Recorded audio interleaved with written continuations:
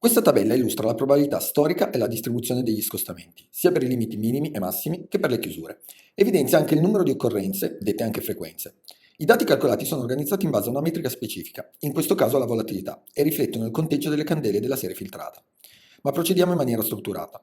Questa funzionalità comprende i seguenti elementi principali: un selettore per scegliere le metriche da correlare, un menu a tendina per selezionare il tipo di calcolo desiderato, probabilità, frequenza e distribuzione dei casi storici, pulsanti per modificare dimensioni, colori della matrice e infine la tabella che espone i risultati. Partendo da quest'ultimo, dalla tabella, notiamo sull'asse Y lo scostamento percentuale dell'apertura, accanto al quale è indicato il valore attuale corrispondente a tale scostamento. Questo significa che ogni riga della matrice rappresenta informazioni inerenti a uno specifico range di scostamento. Osserviamo che ciascuna riga corrisponde a un intervallo cumulativo di valori che variano dallo 0 a x% in termini positivi e negativi, ad esempio da 0 a 0,2%, da 0,04%, da 0,06% e così via fino al 5%. In altri scenari otterremo intervalli incrementali, come si può notare tentando di visualizzare una distribuzione. Osserva che ora i range sono da 0 a 0,2, da 0,2 a 0,4 e così via fino ad arrivare al range da 4,8 a 5%. Ovviamente questo dipende dalla natura dei dati che stiamo osservando.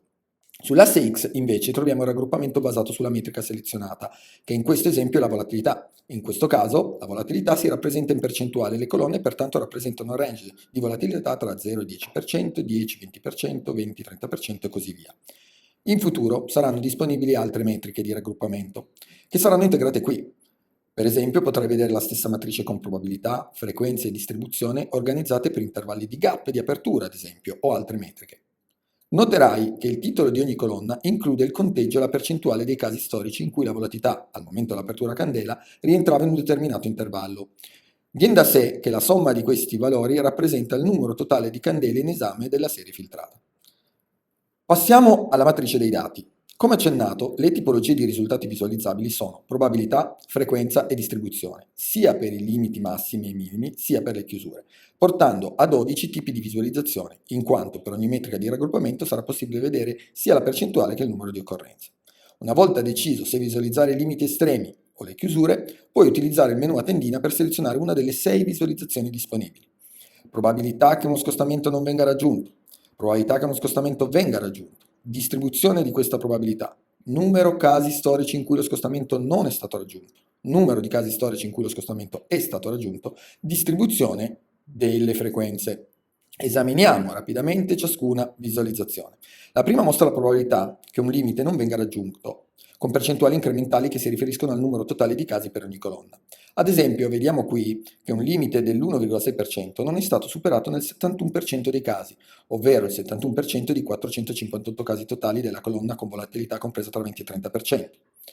In questo caso 325 volte il massimo non ha raggiunto questo scostamento. I colori rappresentano questa progressione, tuttavia puoi cambiare i colori premendo questi pulsanti che invertono scala cromatica, aggiungono una profondità verso lo zero e infine anche una versione un po' esotica. Passiamo alla seconda visualizzazione. Vedremo l'opposto di quanto mostrato precedentemente, in quanto vengono mostrate le probabilità che venga stavolta raggiunto il limite. In questo caso il colore si inverte per comodità, ma potrai sempre orientarlo a piacere con i pulsanti mostrati poco fa. I colori ci aiutano a identificare differenze significative tra i limiti estremi raggiunti dai titoli e le effettive chiusure. Ad esempio, in questo caso vediamo che una probabilità di raggiungere un limite esterno pari a circa il 90% corrisponde a un certo scostamento, ma se visualizziamo le chiusure tale scostamento si riduce. Da notare che la scala sull'asse Y è cumulativa in questi casi, ma diventa incrementale quando si visualizza la distribuzione dei limiti. In questo caso ogni cella rappresenta uno specifico range, la percentuale mostrata si riferisce all'intero insieme di casi e non più alla singola colonna. In questo modo è possibile mostrare la distribuzione. Le successive 3 visualizzazioni replicano il comportamento delle prime 3, ma mostrano il numero di casi anziché la percentuale. In questo caso è possibile dare un peso statistico alla probabilità, in quanto è facile intuire che un valore 90% su 500 casi è molto più significativo che un valore 90% su 5 casi. Anche in questa circostanza i colori giocano un ruolo fondamentale ed i range si comportano in modo cumulativo. Un utile trucco di questa matrice è che passando con il mouse su ogni cella sarà visualizzato il valore corrispondente di frequenza e probabilità. Se sto osservando delle probabilità mi comparirà la frequenza e viceversa se sto visualizzando delle frequenze. Inoltre potrai notare che un leggero oscuramento dei colori delle colonne ti indica che il numero di casi è minore e viceversa, una colonna più intensa significa che più casi storici ci sono stati in quel range. Dopo aver esaminato le 12 visualizzazioni disponibili, passiamo ad analizzare le diverse indicazioni cromatiche presenti sulla matrice. Come in altre funzionalità, sono presentati i valori della candela di riferimento. Potrai notare che sull'asse delle Y sono colorati di grigio i livelli di range dove è registrato il massimo e il minimo della candela.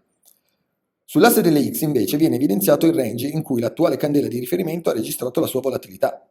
Insomma, ci mostra la volatilità della candela di riferimento in modo da indicarci che i dati storici più simili sono in questa colonna. Spieghiamo anche la funzione delle celle bianche presenti nelle colonne. Selezionando una probabilità di riferimento dal calcolatore presente nell'overview dei limiti, verrà questa rappresentata su ogni colonna in modo da evidenziare il livello di nostro interesse. Ovviamente, se tale probabilità non è presente, verrà evidenziata quella più vicina. Concludiamo questo tutorial illustrando alcune funzioni per regolare le dimensioni della matrice. Potrà capitarti che una visualizzazione tra più e meno 5% di scostamento non sia sufficiente o viceversa, che sia troppo ampia. Inoltre potrebbe capitarti di non aver bisogno di visualizzare tutte le colonne, o meglio di voler cambiare la dimensione dei range dell'asse X e Y. Per fare questo puoi usare un paio di tasti rapidi, zoom, che stringono o allargano la visualizzazione. Ci sono 3 preset, uno vicino, uno intermedio e uno più largo. Tuttavia, se questo non fosse ancora sufficiente, potrai regolare manualmente la matrice premendo questo pulsante. Compariranno 4 regolatori dei due assi che ti permetteranno di indicare l'ampiezza degli assi e gli step di range a piacere. Ricorda di premere il pulsante applica per ottenere il nuovo dimensionamento della matrice.